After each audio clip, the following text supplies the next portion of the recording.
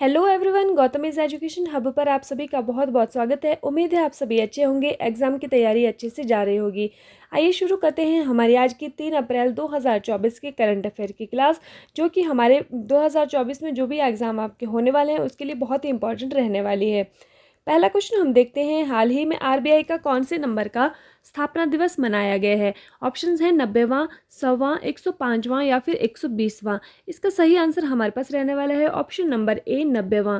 तो ये कौन किसका जो स्थापना दिवस है ये मनाया गया है, ये मनाया गया है आरबीआई का। आरबीआई आप लोग जानते हैं रिजर्व बैंक ऑफ इंडिया इसको बोलते हैं ये, और इसका जो है 90वां नंबर का स्थापना दिवस मनाया गया है। तो देखते हैं आरबीआई के बारे में कि आरबीआई की स्थापना कब हुई थी। तो आरबीआई की स्थापना जो हुई थी वो भारतीय रिजर्व बैंक अधिनियम 1934 के द्वारा 1 अप्रैल 1935 को हुई थी। इसका जो पहले जो मुख्यालय था वो कोलकाता में था, जिसमें इसकी स्थापना हुई थी, और बाद में इसका जो मुख्यालय है वो 1937 में स्थानांतरित कर दिया गया था मुंबई को, जो कि वर्तमान में जहाँ पर आज भी इसका मुख्यालय है। और इसका जो राष्ट्रीयकरण है वो 1949 में हुआ था, और उसके बाद यह जो बैंक है यह भारत सरकार का बैंक बन गया है। आरबीआई के गवर्नर कौन है? वर्तमान में आरबीआई के गवर्नर श्री शक्तिकांत दास जी हैं, और आरबीआई के सबसे पहले गवर्नर जो थे वो ऑसबॉर्न स्मिथ थे, वो भारतीय गवर्नर नहीं थे। इसलिए एक क्वेश्चन ये भी बनता है कि आरबीआई के पहले भारतीय गवर्नर कौन थे, तो वो थे सीडी देशमुख जी। ठीक है। आरबीआई जो है वो उसका जो लोगो है वो क्या है? पाम ट्री, ताड़ का वृक्ष, और जो बंगाल रॉयल टाइगर है वो इसका लोगो है, ये भी आपने ध्यान रखना है। हाल ही में यूरोपीय संघ ने किस देश के साथ मिलकर विंडसर फ्रेमवर्क का निर्माण किया है? तो इसका आंसर जो है हमारे पास रहने वाला है वो है यूनाइटेड किंगडम। ठीक है, यूरोपीय संघ ने किया है विंडसर फ्रेमवर्क का निर्माण किस देश के साथ मिलकर? यूनाइटेड किंगडम के साथ। एक्सेस नाउ की इंटरनेट शटडाउन 2022 की वैश्विक सूची में शीर्ष स्थान किसे प्रदान किया गया है? तो इसको इसमें जो शीर्ष स्थान मिला है वो किसको मिला है? वो मिला है इंडिया को, और इंडिया में सबसे ज़्यादा जो शीर्ष पर है वो है जम्मू एंड कश्मीर। ठीक है, ये मैंने आपको पहले भी बताया कि ये मार्च महीने का करंट अफेयर है, जिसके दो क्वेश्चन में हर क्वेश्चन के बाद लगाती हूँ, जिससे कि आपका रिविजन पीछे वाला भी होता रहे, आप भूलें ना उन क्वेश्चंस को। हाल ही में जुडिथ सुमिनवा तुलका किस देश की पहली महिला प्रधानमंत्री बनी है?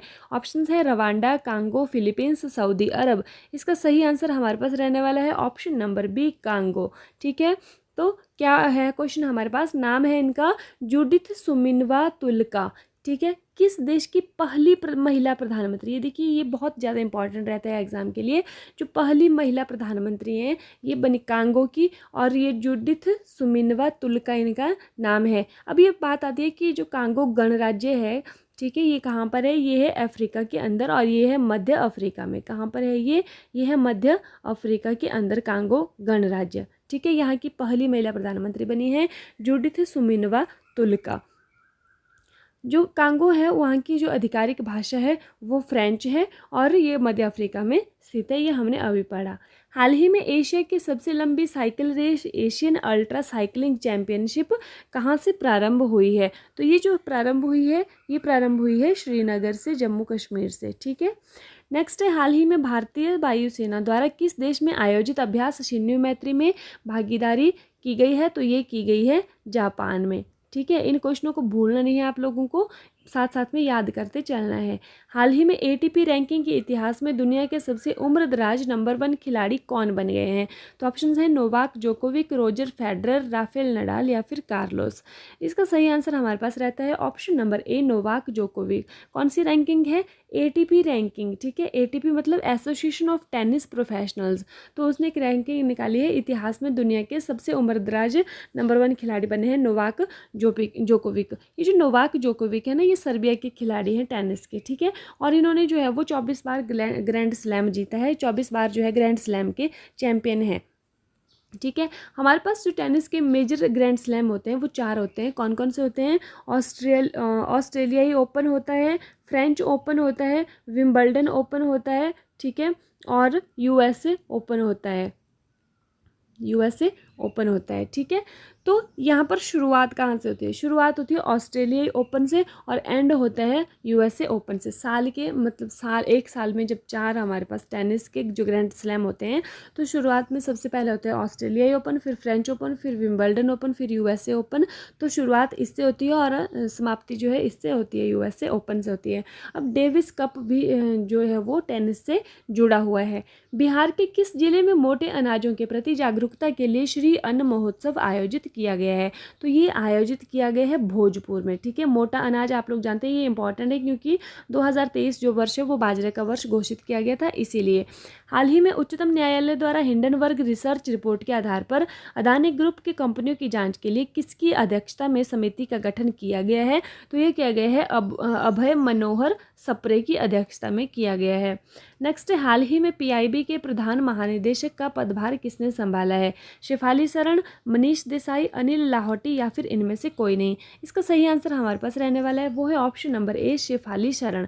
ठीक है, किसका पदभार संभाला है इन्होंने? पीआईबी के प्रधान महानिदेशक।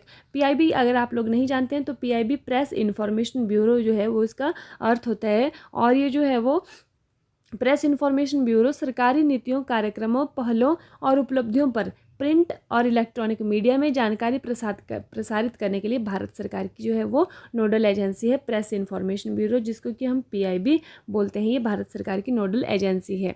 हाल ही में चुनी गई नागालैंड राज्य की पहली महिला विधायक कौन है? तो कौन है वो? ये 2 महिलाएं जो हैं वो चुनी गई हैं। एक है हेकानी जुखालू और दूसरे का नाम है सुलहोनु हो। ठीक है, इंस्टीट्यूट फॉर कॉम्पिटिटिवनेस द्वारा हाल ही में किस भारतीय मंत्रालय को पोर्टर पुरस्कार 2023 से सम्मानित किया गया है? तो ये किया गया है स्वास्थ्य एवं पर्यावरण मंत्रालय को। नेक्स्ट है, हाल ही में किसने कोरोना वायरस के लिए वैश्विक नेटवर्क कोविनेट लॉन्च किया है? WHO, WMO, आयुष या फिर इनमें से कोई नहीं। इसका जो सही आंसर हमारे पास रहने वाला है वो है WHO।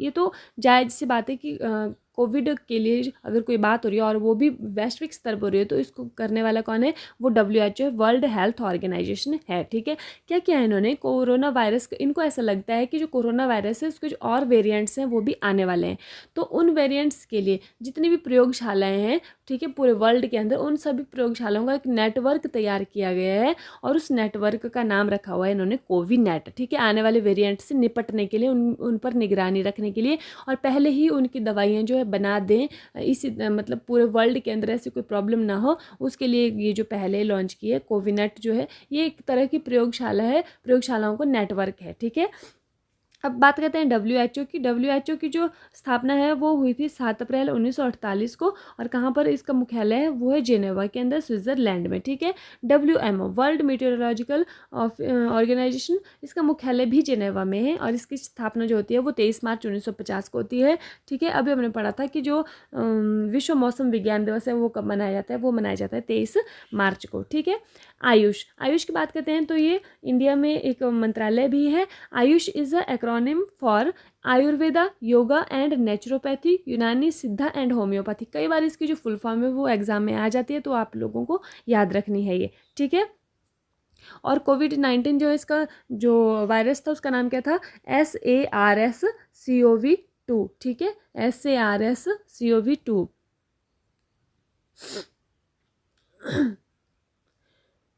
हाल ही में नाइजीरिया के राष्ट्रपति पद पर किसे चुना गया है? तो नाइजीरिया के राष्ट्रपति पर चुना गया है बोला टिनुबू को। हाल ही में सियांग उनिंग महोत्सव का आयोजन कहाँ पर किया गया है? ये किया गया है अरुणाचल प्रदेश में। कहाँ पर किया गया है? अरुणाचल प्रदेश में। हाल ही में एक्सिस कैपिटल के MD और CEO कौन बने हैं? तो अशरफुद्दौला, अतुल मेहरा, सलील पीतले या फिर चिराग नेगांदी। इसका सही आंसर हमारे पास रहने वाला है वो है option number B, Atul Mehra. क्या बने हैं ये? एक्सिस कैपिटल के MD और CEO बने हैं ये अतुल मेहरा जी। ठीक है, अब एक्सिस बैंक है, इसका जो मुख्यालय कहाँ पर है? ये मुख्यालय है इसका मुंबई में, और इसकी जो स्थापना होती है वो होती है 1993 में अहमदाबाद, गुजरात में। ठीक है, हाल ही में भारत मलेशिया के बीच द्विपक्षीय समुद्री अभ्यास समुद्र लक्ष्मण कहाँ आयोजित हुआ है? तो ये हुआ है विशाखापट्टनम के अंदर। विशाखापट्टनम कहाँ पर है? आंध्र प्रदेश में है। हाल ही में भारतीय फार्मा मानकों को मान्यता देने वाला दुनिया का पहला स्पेनिश भाषी देश कौन बना है? तो वो बना है निकारागुआ। कौन बना है? निकारागुआ। हाल ही में सर्वाधिक GI टैग उत्पादों के मामले में कौन सा राज्य शीर्ष पर है? पश्चिम बंगाल, तमिलनाडु, उत्तर प्रदेश या फिर केरल। इसका सही आंसर हमारे पास रहने वाला है वो है option number C, Uttar Pradesh. देखिए थोड़ी मतलब इससे पहले जो है वो सबसे शीर्ष पर कौन था, वो था तमिलनाडु। कौन था, तमिलनाडु। अब तमिलनाडु को पीछे छोड़कर कौन आ गया है, वो आ गया उत्तर प्रदेश। इसमें सर्वाधिक जो है वो जीआई टैग उत्पादों को मिले हुए हैं। अब इसमें एक बार में ही 15 जो उत्पादों को जीआई टैग मिल गया है, जिससे कि जो तमिलनाडु है वो पीछे हो गया है और उत्तर प्रदेश जो है वो आगे निकल गया है। तो तमिलनाडु में वर्तमान में 58 जीआई टैग हैं और उत्तर प्रदेश में कितने हैं वर्तमान में 69 जीआई टैग हैं। अब जीआई टैग, जीआई क्या होता है, ज्योग्राफिकल इंडिकेटर, ठीक है। ये 10 सालों के लिए मिलता है। यूपी में जो नए जीआई टैग किए गए हैं इनको कितने मिले हैं, ये 10-15 को नए मिले हैं। कौन कौन से मिले हैं देखते हैं। बनारस ठंडाई, एक क्या है ये, एक ताज़ा दूध है और आधारित पेय है। बनारस तबला, एक लोकप्रिय भारतीय वाद्य है। बनारस शहनाई, बनारस लाल भरवा मिर्च, चिरई गांव करौंदा, ठीक है, फल की किस्म है ये। बनारस लाल पेड़ा, एक मीठा व्यंजन है। बनारस मूरल पेंटिंग, ये एक पारंपरिक कला रूप है। जौनपुर इमरती, एक मीठा व्यंजन है। मथुरा सांझी शिल्प, इंपॉर्टेंट है, ये पारंपरिक कला शिल्प है। बुंदेलखंड काठिया गेहूँ, तो ये भी इसको भी मिला है जीआई टैग। और पीलीभीत की बांसुरी को भी मिला है। संभल बोन क्राफ्ट को मिला है। चित्रकूट लकड़ी के शिल्प एवं खिलौने को मिला है। मूंज शिल्प को मिला है। रामपुर पैचवर्क को मिला है। तो ये जो सबसे पहले जो जीआई टैग है वो इंडिया के किस उत्पाद को मिला था, वो मिला था दार्जिलिंग की चाय को, ठीक है। प्रतिवर्ष विश्व वन्य जीव दिवस कब मनाया जाता है, तो ये मनाया जाता है 3 मार्च को। खेलो इंडिया यूनिवर्सिटी गेम 2023 में सर्वाधिक पदक किसने जीते हैं, ये जीते हैं चंडीगढ़ यूनिवर्सिटी ने, ठीक है। नेक्स्ट है, हाल ही में मनरेगा मजदूरी दरों में संशोधन के बाद किस राज्य की उच्चतम मजदूरी दर है, ठीक है। पंजाब, हरियाणा, अरुणाचल प्रदेश या फिर इनमें से कोई नहीं। बात आती है मनरेगा जो मजदूरी दर है उसमें संशोधन किया गया और उसके बाद कौन सा राज्य है जो है शीर्ष पर उसकी मजदूरी दर है, तो इसका सही आंसर है हमारे पास वो है हरियाणा। हरियाणा में क्या है, एक दिन में मजदूरों को कितने रुपए मिलते हैं, 374 प्रतिदिन मजदूरी जो है वहाँ पर लोगों को मिलती है, ठीक है। अरुणाचल प्रदेश और नागालैंड में सबसे कम मजदूरी मिलती है, कितनी मिलती है, 234 रुपये मिलती है। और विभिन्न राज्यों में जो वेतन वृद्धि है वो 4% से 10% तक रही है। INS जटायु का जो उद्घाटन कहाँ होगा, कहाँ पर हुआ है INS जटायु का उद्घाटन, तो ये हुआ है लक्षद्वीप के अंदर। हाल ही में सर्वाधिक 5 करोड़ आयुष्मान कार्ड जारी करने वाला देश का पहला राज्य कौन है, तो ये बन गया है उत्तर प्रदेश, ठीक है। कितने 5 करोड़ आयुष्मान कार्ड जारी किए हैं और पहला राज्य बना है उत्तर प्रदेश। और आप लोग कमेंट सेक्शन में कमेंट करके बताएंगे कि जो मनरेगा है इसका जो अधिनियम है कब आया था और इसकी शुरुआत जो है वो भारत में कब हुई थी मनरेगा की। हाल ही में कौन सा बंदरगाह भारत का शीर्ष कार्गो हैंडलिंग प्रमुख बंदरगाह बना है, पारादीप उड़ीसा, कांडला गुजरात, श्यामा प्रसाद मुखर्जी कोचीन बंदरगाह। ये जो श्यामा प्रसाद है ये कहाँ पर है, कोलकाता में है। तो इसका सही आंसर हमारे पास रहने वाला है वो है option number A, Paradip Orissa, ठीक है। इसका ये वाला जो बंदरगाह है ये भारत का शीर्ष कार्गो हैंडलिंग प्रमुख बंदरगाह बन गया है। अब ये जो पारादीप ओडिशा का जो बंदरगाह है ये देश के सभी बंदरगाहों में और टैरिफ मामलों में सस्ता बंदरगाह है। इसकी जो स्थापना है वो 1962 में हुई थी, उड़ीसा सरकार ने की थी। और ये जो पारादीप बंदरगाह है ये बंगाल की खाड़ी और किस नदी के संगम पर है, तो ये बंगाल की खाड़ी और महानदी के संगम पर है। भारत में भूमि से घिरा एकमात्र प्रमुख बंदरगाह कौन है, वो है विशाखापट्टनम। और भारत का सबसे बड़ा जो प्राकृतिक बंदरगाह है वो है मुंबई पोर्ट, ठीक है। हाल ही में चापचारकुट नृत्य महोत्सव कहाँ आयोजित हुआ है, तो ये हुआ है मिजोरम में। हाल ही में लार्सन एंड टुब्रो ने अपना पहला स्वदेश निर्मित इलेक्ट्रोलाइजर कहाँ प्रारंभ किया है, तो ये किया है गुजरात के अंदर, ठीक है। कहाँ पर किया है, गुजरात में। और चापचारकुट कहाँ पर हुआ है, मिजोरम में हुआ है ये।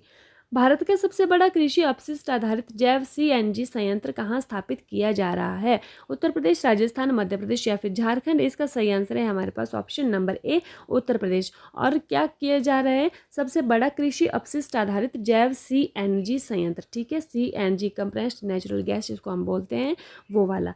तो कहाँ पर किया जा रहा है, ये अदानी टोटल गैस लिमिटेड द्वारा बनाया जा रहा है। किसके द्वारा बनाया जा रहा है, अदानी टोटल गैस लिमिटेड द्वारा। और बरसाना मथुरा उत्तर प्रदेश में इसकी जो स्थापना है वो की जा रही है, ठीक है। केंद्र सरकार की जो योजना है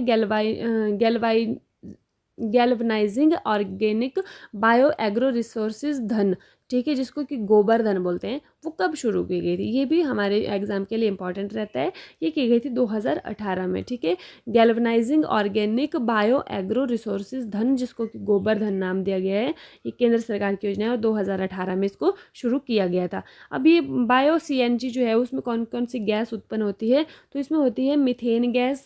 बायोगैस में मीथेन की मात्रा जो है वो 90% से अधिक रहती है। ठीक है, जो चक्रीय अर्थव्यवस्था है, ठीक है, रिसाइकलिंग जो इकोनॉमी है, उसमें 3R क्या होते हैं? ठीक है, 3R में पहला R जो है उसको बोलते हैं रिड्यूस, दूसरा R है रीयूज और तीसरा R जो है उसको हम बोलते हैं रिसाइकल।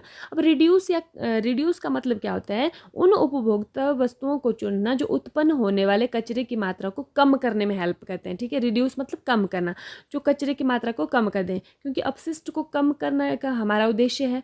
रीयूज या पुनः उद्देश्य का उपयोग का अर्थ है उन वस्तुओं या वस्तुओं के हिस्सों का बार बार उपयोग करना जिनमें अभी भी उपयोग करने योग्य पहलू हैं। फिर रिसाइकल मतलब पुनर्चक्रण का अर्थ है संसाधनों के रूप में कचरे का जो उपयोग करना।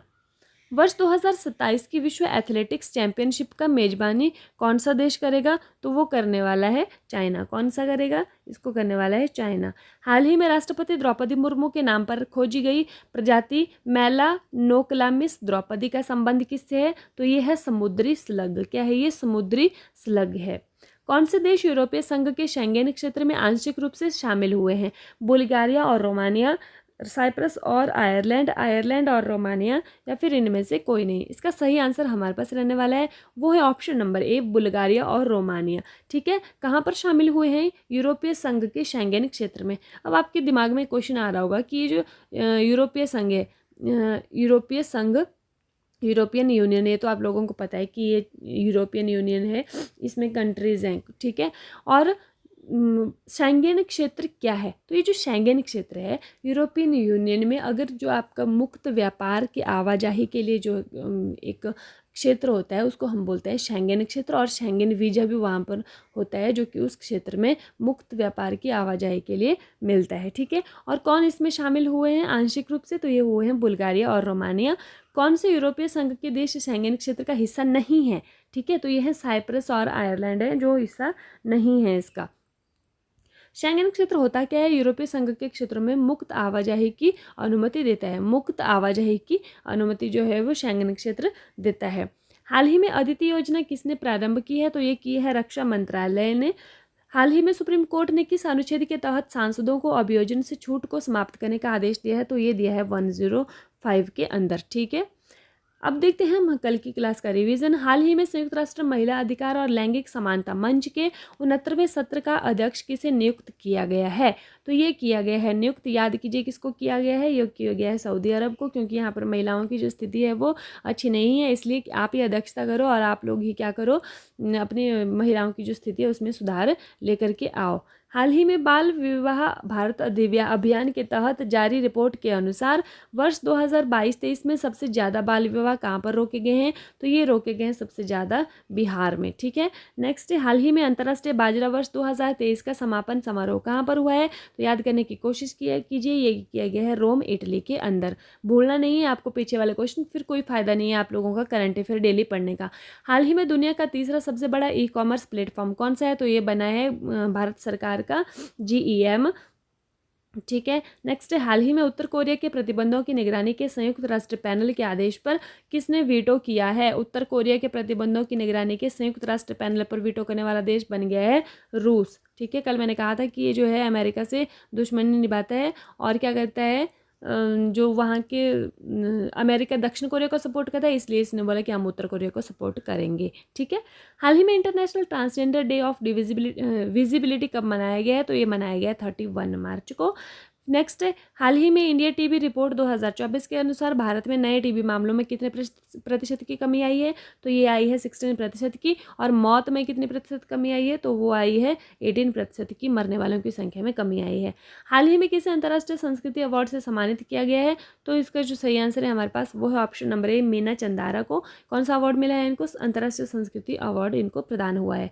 हाल ही में कच्चा थीफू द्वीप चर्चा में है, इसे किस देश को दिया गया था? तो याद करने की कोशिश कीजिए, इसे किसे दिया गया था? श्रीलंका को। ठीक है, कच्चा थीवू द्वीप जो है वो भारत का द्वीप था।